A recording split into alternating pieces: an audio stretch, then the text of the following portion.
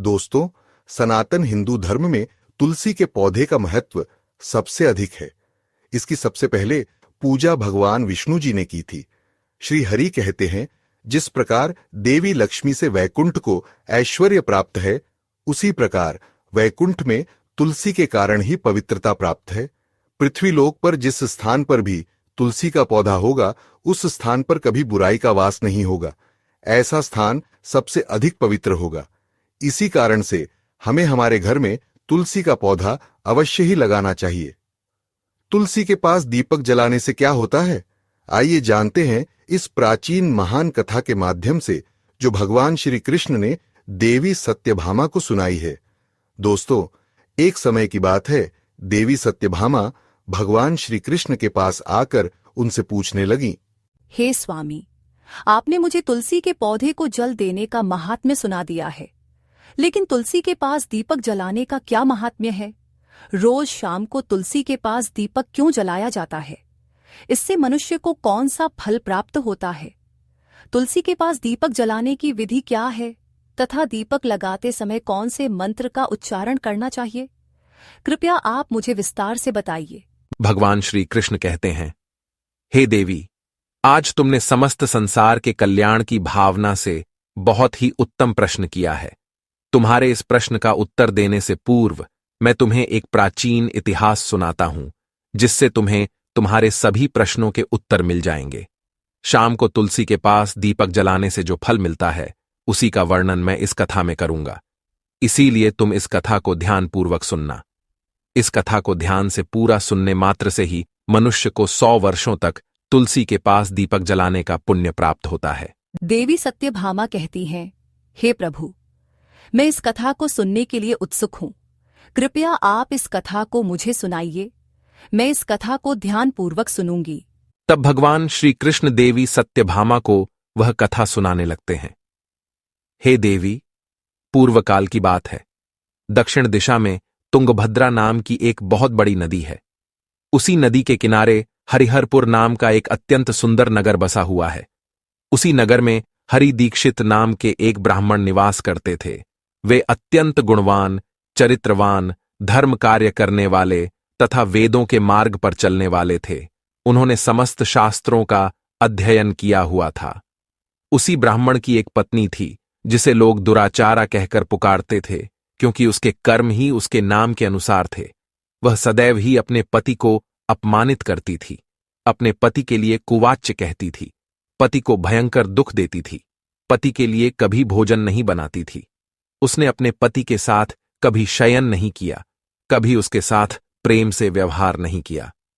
पति के मित्र और परिवार के लोग घर पर आते तो वह स्त्री उनको अपमानित करके भगा देती थी और स्वयं काम भाव से उन्मत्त होकर निरंतर अन्य व्यभिचारिणी स्त्रियों के साथ घूमती रहती थी। उसका मन पति को छोड़कर पराये पुरुषों में लगा रहता था। उसने कभी अपने पति से प्रेम पूर्वक बात नहीं की, किंतु पराये सुंदर पुरुषों के संग बैठकर बातें करती थीं। पराये पुरुषों को मोहित करने के लिए सज धज कर गांव में घूमने जाया करती थीं। कभी वह वन में किसी वृक्ष के नीचे खड़ी रहकर सुंदर पुरुषों की राह देखती और किसी दुष्ट पुरुष को मोहित करके उसके संग भोग विलास किया करती थी। एक दिन हरि दीक्षित ने अपनी पत्नी से कहा, हे भद्रे, तुम्हारा यह आचरण उचित नहीं है। इस प्रकार से पाप करने पर तुम्हारा अहित ही होगा। इसीलिए तुम अभी से ये सब बुरे काम करना छोड़ दो। तुम्हारे इस प्रकार के व्यवहार से मुझे बड़ा दुख हो रहा है। तब उस दुराचारा स्त्री ने कहा, न जाने किस पाप के कारण मेरा तुझ जैसे भिखमंगे के साथ विवाह हुआ है। लगता है पिछले जन्म में मैंने पाप ही किए होंगे। इसी कारण से मुझे ऐसा गरीब पति मिला है। तू मेरी कोई भी इच्छा को पूर्ण नहीं कर सकता। मुझे विवशता के कारण तेरी इस झोपड़ी में रहना पड़ता है, भिक्षा में लाया हुआ भोजन खाना पड़ता है। अब और अधिक मैं इस कष्ट को सहन नहीं करने वाली। किसी दिन मैं तुझे छोड़कर अवश्य चली जाऊंगी। तेरे साथ रहूंगी तो इस जन्म में भी मेरे द्वारा पाप ही होंगे। इसीलिए अब मैं किसी अन्य धनवान पुरुष से विवाह करूंगी। हरि दीक्षित ने अपनी पत्नी से कहा, हे प्रिय, तुम इस प्रकार के अपशब्द न कहो। इस प्रकार से अपने पति को त्यागने का विचार मन से छोड़ दो। जो स्त्री अपने पति को त्याग कर पराये पुरुष के पास जाती है उसका अहित ही होता है, उसे नरक में जाना पड़ता है। उस दुराचारी पत्नी ने कहा, नरक में तुम्हें जाना पड़ेगा, क्योंकि तुम कोई काम धंधा तो करते नहीं, भीख मांगकर खाते हो और मुझे भी झूठन खिलाते हो। पत्नी को दुखी और असंतुष्ट रखने वाला पति भी नरक में ही जाता है, और तुम्हारा घर कोई नरक की सजा से कम नहीं है। तुम्हारे साथ इस घर में रहने से अच्छा है मैं नरक में जाकर रहूं। इस प्रकार उस हरिदीक्षित की पत्नी ने अनेक प्रकार के कटु वचनों से अपने पति का अनादर किया और उसे अपमानित किया। श्री कृष्ण कहते हैं, हे देवी, जो स्त्री अपने पति का अनादर करती है, जो अपने पति का अपमान करती है, उसके घर में दुर्भाग्य ही आता है। पति को छोड़कर पराये पुरुष के पास जाने वाली स्त्री को नरक में दंड अवश्य ही भोगना पड़ता है। अब आगे सुनो, उस दुराचार स्त्री के साथ क्या होता है। एक दिन वह दुराचारिणी स्त्री वन में जाकर एक वृक्ष के नीचे खड़ी हो गई। उसका चित्त काम से भरा हुआ था। वह किसी सुंदर कामी पुरुष की राह देख रही थी, किंतु बहुत समय बीतने के बाद भी उस स्थान पर कोई पुरुष नहीं आया। इसीलिए वह अत्यंत दुखी हो गई और प्रियतम की खोज में इधर उधर देखने लगी। उस दिन उसका सारा परिश्रम व्यर्थ हो गया। वह वहां खड़ी होकर वह नाना प्रकार की बातें कहकर विलाप करने लगी। हाय हाय, आज तो इस मार्ग से कोई भी सुंदर पुरुष नहीं आया। अब मैं कैसे अपनी काम शांति करूं? आज की रात कैसे बीतेगी? कौन मेरे इस सुंदर शरीर का उपभोग करेगा? मेरी जवानी और सुंदरता तो अकारण ही नष्ट हो रही है। कोई भी इस सुंदर शरीर को पाने की कामना नहीं करता। अब मैं कहाँ जाऊं? कौन मुझे अपनाएगा? कौन मेरे साथ भोग विलास करेगा? मेरा पति तो मूर्ख है, किंतु अब ऐसा लगता है कि संसार ही मूर्ख पुरुषों से भरा पड़ा है। कोई भी इतनी सुंदर स्त्री को पाने की कामना नहीं कर रहा है। मैं तो इतनी सुंदर हूं कि देवता भी मुझे पाने की इच्छा करेंगे, लेकिन यह संसार तो पापी और तुच्छ पुरुषों से भरा पड़ा है, जो मुझ अप्सरा जैसी सुंदर स्त्री को दुर्लक्ष्य कर रहा है। हे भगवान, कोई सुंदर बलवान और पराक्रमी नर हो तो उसे मेरे पास भेजिए। चाहे वह मेरा भक्षण भी कर लेगा तो भी मैं प्रसन्नता से उसका आलिंगन कर लूंगी। भगवान श्री कृष्ण कहते हैं, हे देवी। इस प्रकार से वह स्त्री जोर जोर से विलाप करने लगी। उसी जंगल में एक भयानक बाघ निवास करता था। उस पापिनी स्त्री की आवाज सुनकर वह जाग गया और उछलकर उस स्त्री का भक्षण करने के लिए उसके पास आ गया। उस बाघ का नाम था ध्वंसक। ध्वंसक का रूप अत्यंत भयानक था। उसका शरीर काले और नारंगी धारियों से युक्त था, जो जंगल की छाया में घुल मिल जाता था। उसकी आंखें अंगारे की तरह लाल थीं, जो अंधेरे में भी चमकती थीं। उसके जबड़े से लंबे तीक्ष्ण दांत बाहर निकले हुए थे, जो किसी भी जीव को चीरने के लिए पर्याप्त थे। उसकी गहरी गर्जना पूरे वन में गूंजती थी, जिससे आसपास के जीव कांप उठते थे। ध्वंसक की लंबी मजबूत पूंछ उसकी ताकत का प्रतीक थी। वह अपनी मांसल बलिष्ठ टांगों से जंगल में तेजी से दौड़ सकता था। ध्वंसक का पूरा शरीर शक्तिशाली मांसपेशियों से भरा हुआ था, जिससे वह एक ही झपट्टे में अपने शिकार को धराशायी कर सकता था। उसकी नाक से बार बार गर्म सांसें निकलतीं, मानो वह हर पल अपने अगले शिकार की तलाश में हो। ध्वंसक का एकमात्र लक्ष्य उन पापी और दुराचारी लोगों का भक्षण करना था, जिन्हें उसकी नियति ने उसे सौंपा था। उस भयंकर बाघ को अपने सामने खड़ा हुआ देखकर उस स्त्री के पसीने छूटने लगे। वह भय से थरथर कांपने लगी। वह स्त्री कुछ करती, इतने में ही उस बाघ ने अपने पंजे से उसे घायल कर दिया और वह स्त्री जमीन पर गिर पड़ी। जमीन पर गिरते ही वह स्त्री चिल्लाते हुए बोली, अरे बाघ, तू किस लिए यहाँ पर आया है? मुझे क्यों मार रहा है? मैं यहाँ पर अपने प्रियतम को खोज रही थी। तू मुझे छोड़ दे। मेरा भक्षण करके तुझे क्या मिलेगा? उस स्त्री की यह बात सुनकर वह भयानक बाघ क्षण भर के लिए रुक गया और हंसते हुए बोला, हे दुष्टा, आज विधाता ने तुझे मेरा ग्रास नियुक्त किया है। तुझ जैसी पापिनी स्त्रियों का भक्षण करना ही मेरा काम है, तभी मुझे इस शरीर से मुक्ति मिलेगी। वह स्त्री कहने लगी, हे बाघ, तुम कौन हो? मुझे सच सच बताओ। तुम्हें किस कारण से बाघ होना पड़ा और तुम मुझ जैसी स्त्रियों का भक्षण क्यों करते हो? पहले मुझे सारी बात बताओ और फिर मेरा भक्षण करो। फिर ध्वंसक नाम का वह बाघ कहने लगा, हे पापिनी, मैं तुम्हें मेरे पूर्व जन्म का वृत्तांत सुनाता हूं कि किस कारण से मुझे बाघ होना पड़ा। पूर्व काल में दक्षिण देश में अमलापहा नाम की एक पवित्र नदी बहती थी। उसी नदी के तट पर मुनिपर्णा नाम की एक नगरी बसी हुई थी। यह नगरी अपने सुंदर मंदिरों, शांत वातावरण और धार्मिक अनुष्ठानों के लिए प्रसिद्ध थी। वहां एक ब्राह्मण का परिवार निवास करता था। मैं उस परिवार में जन्मा था। मेरा नाम वेदानंद था। मेरे पिता एक आदर्श ब्राह्मण थे जो यज्ञ, हवन और धार्मिक अनुष्ठानों का पालन करते थे। उस बाघ ने आगे कहा, हे स्त्री, मैंने अपनी किशोरावस्था में वेदों का अध्ययन किया और यज्ञ आदि धार्मिक कार्यों में पारंगत हो गया। लेकिन जैसे जैसे मैं बड़ा हुआ, मेरे मन में धन का लोभ बढ़ता गया। अनेक यज्ञों का आयोजन किया, लेकिन वे यज्ञ धार्मिक उद्देश्य से नहीं बल्कि धन संग्रह के लिए थे। मैं उन पापियों के लिए भी यज्ञ करता था जो धर्म से दूर थे और उनके घर का भोजन करता था। मैंने धन के लोभ में उनके अनैतिक कार्यों का समर्थन भी किया। धर्म के मार्ग से भटकते हुए मैंने उन वस्तुओं का दान भी स्वीकार किया जिन्हें ब्राह्मण को नहीं लेना चाहिए। मेरा मन इतना लोभी हो गया था कि मैं ऋण के बहाने दूसरों से धन लेता और फिर उसे कभी वापस नहीं करता। मैंने अनेक प्रकार के छल कपट किए और इस प्रकार पाप करते हुए कई वर्ष बीत गए। समय के साथ मेरा शरीर कमजोर हो गया, बाल सफेद हो गए, आंखें धुंधली हो गईं और मुंह के दांत गिर गए। परंतु धन का लोभ अब भी मेरे मन से नहीं गया और मैं पाप करता रहा। उस बाघ ने अपने दुख भरे स्वर में आगे कहा, एक दिन धन के लालच में मैं फिर से नदी के किनारे गया। वहां मैंने अन्य धूर्त ब्राह्मणों के साथ मिलकर लोगों को ठगा। हम सभी ने झूठे मंत्रों का उच्चारण किया और बिना विधि विधान के ही देवी देवताओं का पूजन किया।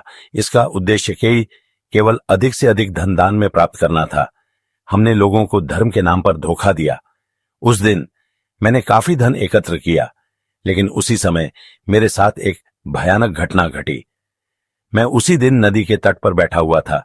तभी एक बीमार और भटकता हुआ कुत्ता मेरे पास आया। मैंने उसे दुत्कार कर भगा दिया, लेकिन वह क्रोध में आकर मेरे पैर में काट बैठा। मैं मूर्छित होकर वहीं गिर पड़ा। उसी क्षण मेरे प्राण निकल गए। मेरी मृत्यु के बाद यम के 2 दूत प्रकट हुए। वे काले और भयानक रूप वाले थे और उनके हाथों में जंजीरें थीं। उन्होंने मुझे पकड़ लिया और यमपुरी की ओर ले गए। यमपुरी में मुझे यमराज के सामने खड़ा किया गया। यमराज ने अपने दिव्य सिंहासन से चित्रगुप्त को आदेश दिया कि वे मेरे कर्मों का लेखा जोखा प्रस्तुत करें।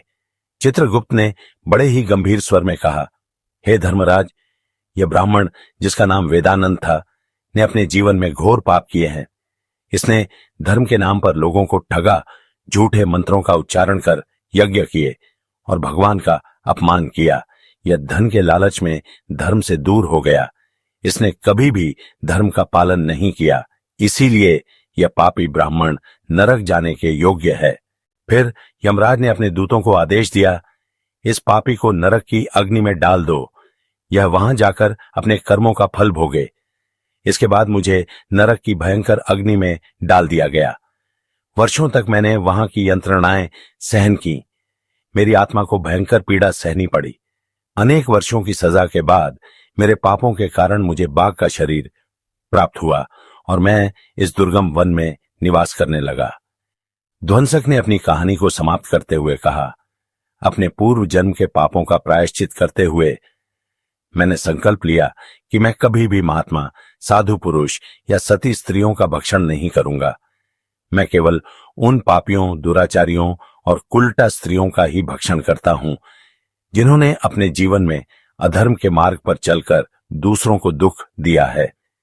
मुझे विश्वास है कि ऐसा करने से मुझे मेरे पापों से मुक्ति मिलेगी और मैं इस शरीर से जल्द ही मुक्त हो जाऊंगा। श्री कृष्ण कहते हैं, हे देवी, इस प्रकार से उस बाघ ने अपने पूर्व जन्म का वृत्तांत सुना दिया और उस स्त्री से कहने लगा, हे पापिनी, तेरे आचरण से तू उल्टा दिखाई पड़ती है। अपने पति को छोड़कर तू इस वन में अन्य पुरुषों के साथ भोग विलास करने के लिए आई है, इसीलिए आज तू मेरा ग्रास अवश्य बनेगी। इतना कहकर उस बाघ ने अपने तीक्ष्ण नखों से उस पापी स्त्री को मारकर उसे खा लिया और फिर वह बाघ उस स्थान से चला गया। उस स्त्री की मृत्यु के बाद उस स्थान पर यम के 2 दूत प्रकट हुए और उस पापिनी स्त्री को उठाकर संयमनीपुरी में ले गए। वहां पर उसे यमराज के सामने खड़ा किया गया। फिर चित्रगुप्त ने उस स्त्री का लेखा जोखा निकालते हुए यमराज से कहने लगे, हे धर्मराज, यह स्त्री तो अत्यंत पापिनी है। इसने घोर पाप किए हैं। इसने व्यभिचार किया है। इसने अपने पति की कभी सेवा नहीं की। अपने पति को भूलकर पराये पुरुषों के संग भोग विलास किया करती थी। उसके पापों को सुनकर यमराज अत्यंत क्रोधित हो गए और उन्होंने उस स्त्री को अग्नि से भरे हुए कुंडों में डालने का आदेश दिया। यमराज के आदेश को सुनकर वह स्त्री अत्यंत भयभीत हो गई और फिर वह दुराचारा स्त्री यमराज से कहने लगी, हे धर्मराज, कृपया मुझे मेरे पापों के लिए क्षमा करें। मैंने यह अनजाने में पाप किए हैं। कृपया मुझे प्रायश्चित का अवसर प्रदान करें। यमराज कहते हैं, हे स्त्री, तुमने जो पाप किए हैं वे निंदनीय हैं। तुम्हारे पापों के लिए कोई प्रायश्चित नहीं है। जो स्त्री अपने पति का त्याग करती है, अपने पति को छोड़कर पराये पुरुष के संग विहार करती है, उसे निश्चित ही नरक में जाना पड़ता है। इसीलिए अब तुम्हें नरक की यातनाएं भोगनी ही पड़ेगी। फिर यमराज ने अपने दूतों से कहा, हे दूतों, इस पापी स्त्री को ले जाओ और इसे भयंकर नरकों में डाल दो। यह उसी के योग्य है। फिर यम के दूत उस स्त्री को नरक में ले जाते हैं। फिर अनेक वर्षों तक उसे जलते हुए तेल के कुंड में पकाया गया। फिर उसे निकालकर रौरव नामक नरक में डाल दिया गया। इस प्रकार से उसे अनेक वर्षों तक अलग अलग नरकों में डाला गया। नरक में कष्ट भोगने के बाद वह महापापिनी स्त्री पुनः पृथ्वीलोक पर आकर चांडालिनी के रूप में उत्पन्न हुई। चांडाल के घर में जन्म लेकर वह फिर से अनेक पाप करने लगी, व्यभिचार करने लगी, अनेक पापी पुरुषों के संग विहार करने लगी। फिर कुछ समय बाद पूर्व जन्म के पापों के कारण उसे कोढ़ का रोग हो गया और वह भयानक पीड़ा सहन करने लगी। उसका अंग अंग जलने लगा। उसके नेत्रों में पीड़ा होने लगी। इस दुख को सहन करती हुई वह दिन बिताने लगी। फिर एक दिन वह तीर्थ में स्नान करने के उद्देश्य से अंतपुर में चली गई। वहां पर वह एक आश्रम के बाहर निवास करने लगी। उस आश्रम में एक तुलसी का पौधा था। अन्य स्त्रियों को वहां पर तुलसी के पास दीपक जलाते हुए देखकर उस पापी स्त्री को बड़ा आश्चर्य हुआ। फिर एक दिन वहां पर निवास करने वाले एक साधु से उस स्त्री ने पूछा, हे साधु महाराज, यह कौन सा पौधा है और यह स्त्रियां इसके नीचे दीपक क्यों जला रही हैं? तब उस साधु ने कहा, हे कल्याणी, यह अत्यंत पवित्र तुलसी का पौधा है। इसके दर्शन करने मात्र से ही संकटों का नाश होता है। इस तुलसी को जल देने से देवी देवताओं की कृपा प्राप्त होती है तथा इस पवित्र पौधे के पास दीपक जलाने से समस्त पाप नष्ट होते हैं। उस साधु की बात सुनकर उस स्त्री को बड़ी प्रसन्नता हुई और उसने साधु से कहा, हे साधु महाराज, यदि कोई अत्यंत पापिनी स्त्री भी इसके पास दीपक जलाएगी तो उसके पाप नष्ट होंगे क्या?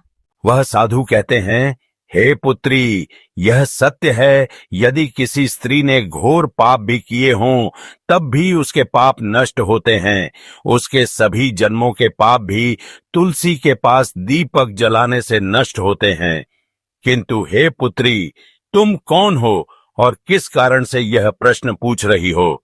वह स्त्री कहती है, हे साधु महाराज, मैं महापापिनी हूँ। मैंने व्यभिचार किया है तथा अनेक प्रकार के पाप किए हैं। मेरे पापों के कारण ही मेरी ऐसी दुर्दशा हुई है। कृपया मुझे पापों से मुक्ति का उपाय बताइए। साधु कहते हैं, हे पुत्री, अब से तुम नित्य इस तुलसी के पास दीपक जलाओ। तुम्हारे समस्त पाप और दोष समाप्त हो जाएंगे। उस साधु की बात सुनकर उस पापी स्त्री ने भी वही किया। उसने तुलसी के पौधे के पास एक दीपक जला दिया। इस प्रकार से वह स्त्री नित्य उसी स्थान पर तुलसी के पास दीपक जलाने लगी।